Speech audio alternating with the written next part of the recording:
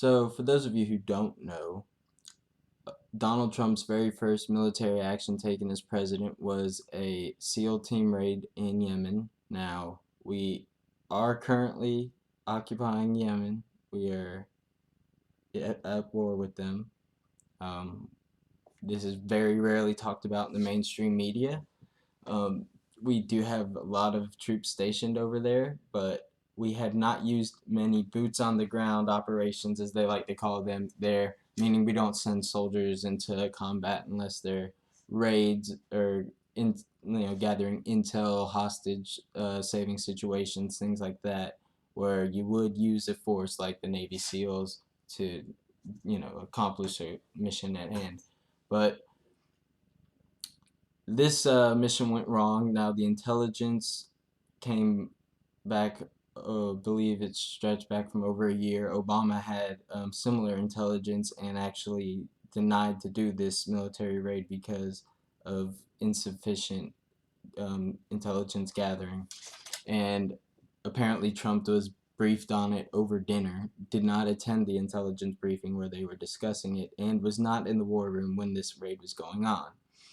Now, like I said earlier, it was not very successful. The operation was intended to gather information to protect, supposedly protect the Americans or American from terrorism. Now, of all people to criticize the move was actually Officer Owens' own father, who called for deeper investigations into the report and actually refused to even talk with President Trump after the incident took place. So Sean Spicer, the White House press secretary, said there will be 3 reviews done by the Department of Defense because of the nature of this. Nothing that is standard procedure to review any action that led to the loss of American or civilian life or damage to the U.S. military hardware. In this case, all 3 occurred. Now, what he's referring to about military damage is there was a helicopter that was either shot down or crashed, and to avoid the technology falling into insurgent hands or enemy hands, we decided to destroy it. It's a common thing that happens from botched raids or unsuccessful military missions, but in among the 4 SEALs and that got injured and one that died, we also killed 30 innocent civilians, many of them women and children. And this occurred because of faulty intelligence.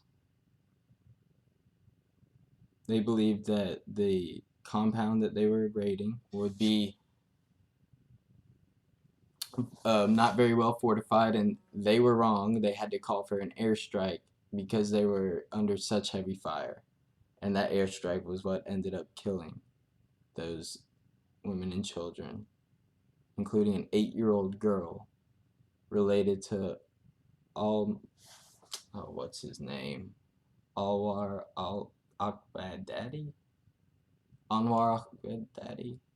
I might be butchering the name, but he was another civilian killed by Obama, actually, in by a drone strike. An American civilian killed without a trial, just bombed by Obama. That's a war crime. What is considered a war crime if not killing civilians? Innocent civilians. Now, of course, whenever you have conflict, there's going to be externalities. There's going to be people that die as a result, innocent people that die as a result. But under Trump's command as the commander-in-chief, I'm not so optimistic about our future as far as foreign policy and the expansion of our military goes. He just increased the military budget by $54 billion, cutting most of that money from agencies like the EPA and other consumer protection agencies, along with just about any other federal agency that isn't funded by, big pharma, large oil companies, etc. The list goes on. So this just goes to show how the people are not really representing us. What? Why are we in Yemen? I doubt anybody watching this video, or very, very few people watching this video, have the faintest idea why we're in Yemen in the first place. And we lost an American life over this. This was unnecessary. 30 innocent people died. And then in Trump's very next military operation, I believe 16 innocent civilians died. So we need to stay vigilant and keep an eye on Trump, man. And even though Obama killed thousands of innocent civilians, Trump could kill more. We're just going to have to watch out for him.